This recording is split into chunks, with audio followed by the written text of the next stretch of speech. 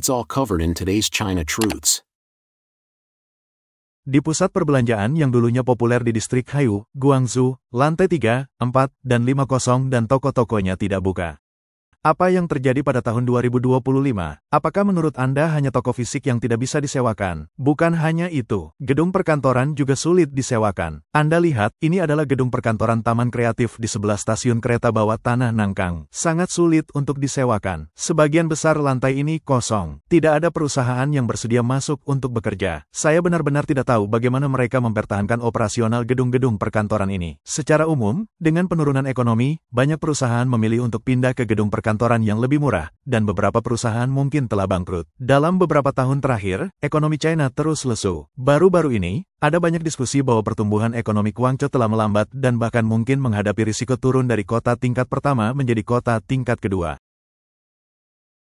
Pada saat yang sama, penduduk setempat menemukan bahwa semakin sedikit orang yang tinggal di Guangzhou dan banyak rumah tidak dapat disewakan dan jalanan jauh lebih sepi. Mari kita bahas topik terkait hari ini.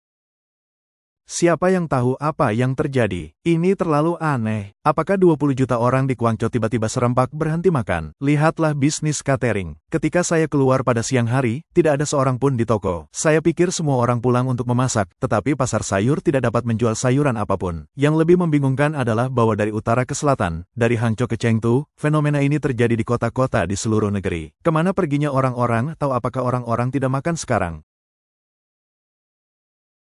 Blogger ini pergi ke pusat perbelanjaan untuk membeli peralatan bekas. Pusat perbelanjaan ini dulunya sangat populer, tetapi sekarang tidak ada seorang pun. Ketika saya datang untuk membeli dari toko ini, saya pikir mal itu sedang direnovasi karena dari pagar setiap toko, saya bisa melihat berbagai merek terkenal akan segera buka. Tetapi saya mendengar dari bos bahwa para pedagang di sini sebenarnya telah menarik diri. Meskipun lokasi mal ini bagus, dan bos telah menandatangani kontrak 3 tahun, tidak ada pengunjung sejak paruh kedua tahun lalu. Umumnya, ketika kita mengatakan tidak ada pengunjung, artinya orangnya lebih sedikit. Tetapi mal ini sangat aneh, hampir kosong. Mal-mal yang pernah saya lihat sebelumnya semuanya kosong di seluruh lantai, tetapi mal ini tidak ada orang di ketiga lantainya. Terutama di bulan April, semua orang bertanya kemana perginya orang-orang dan tidak ada yang keluar untuk berbelanja. Penduduk asli Guangzhou, Liao Jianhao, pesimis tentang prospek ekonomi Guangzhou.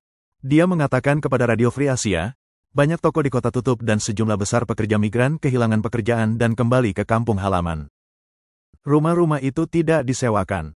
Dia percaya bahwa ekonomi Guangzhou telah mundur 20 tahun.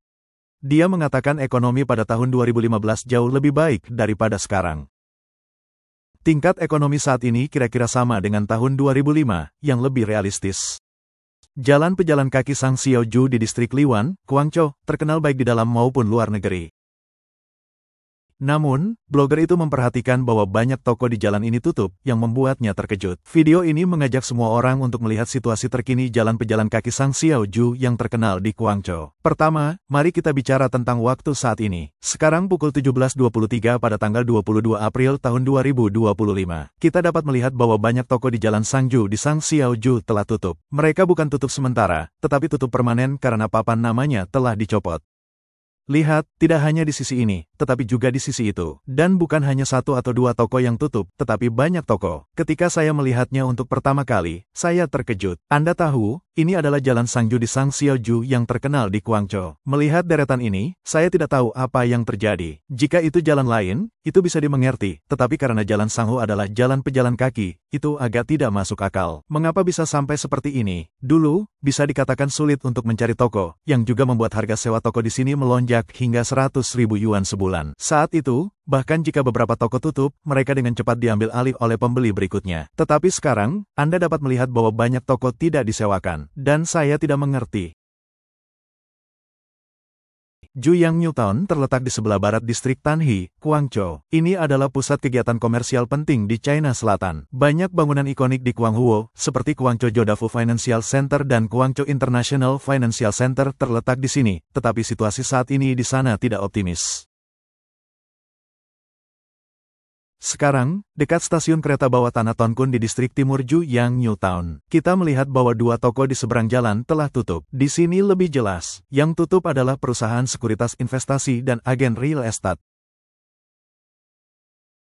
Bahkan toko yang dulunya menjual anggur merah kelas atas, anggur impor, dan sarang burung walet telah menyusut menjadi ukuran yang sangat kecil. Ini adalah pintu keluar kereta bawah tanah. Tingkat kekosongan toko di jalan tetangga sangat tinggi. Lalu mari kita lihat siapa yang bertahan. Anda lihat, toko sebesar ini bergerak di bidang kecantikan medis dan industri teh. Situasi sebenarnya mirip dengan informasi yang saya temui. Dalam 2 tahun terakhir, sejumlah besar agen keuangan dan real estate telah bangkrut. Faktanya, konsumsi atau investasi banyak orang kaya juga terpengaruh.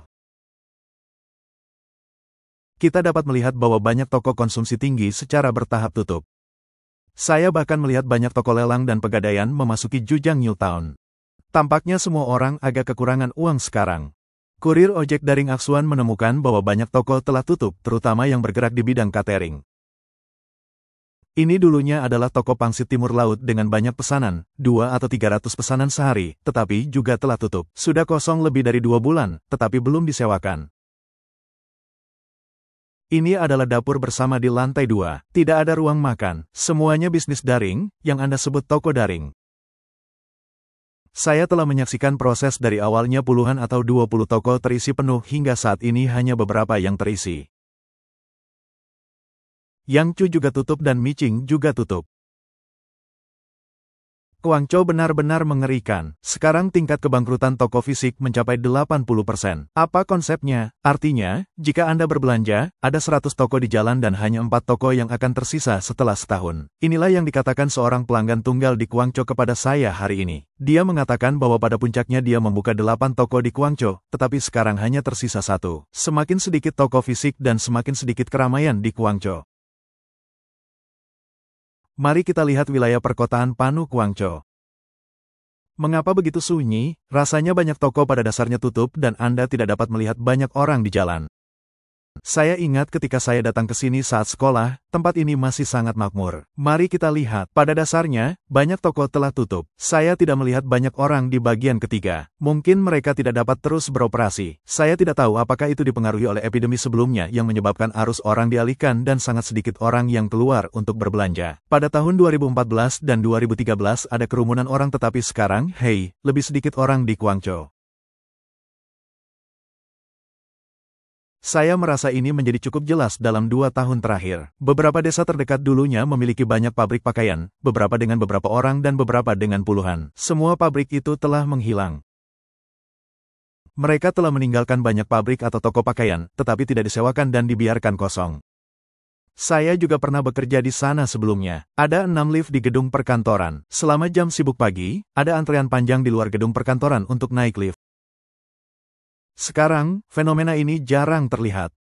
Cara baru untuk mati pada tahun 2025 adalah datang ke Guangzhou untuk mencari pekerjaan. Jika Anda tidak percaya, Anda dapat membeli tiket dan naik kereta selama 25 jam untuk mengalaminya sendiri. Anda tidak dapat menemukan pekerjaan di sini, tetapi Anda tidak akan mati kelaparan. Guangzhou ini adalah kota tingkat pertama dengan banyak peluang dan toleransi yang kuat. Ini memberikan banyak peluang bagi kaum muda, tetapi Anda akan menemukan bahwa ada banyak peluang, tetapi juga hambatan di mana-mana. Gajinya sangat rendah. Anda bekerja untuk bos Anda, bekerja untuk tuan tanah Anda, atau bekerja untuk Muan. Sudah sekitar 7 atau 8 hari sejak saya mengundurkan diri. Setiap hari ketika saya mencari pekerjaan, saya benar-benar cemas dan merasa tidak ada harapan dalam hidup.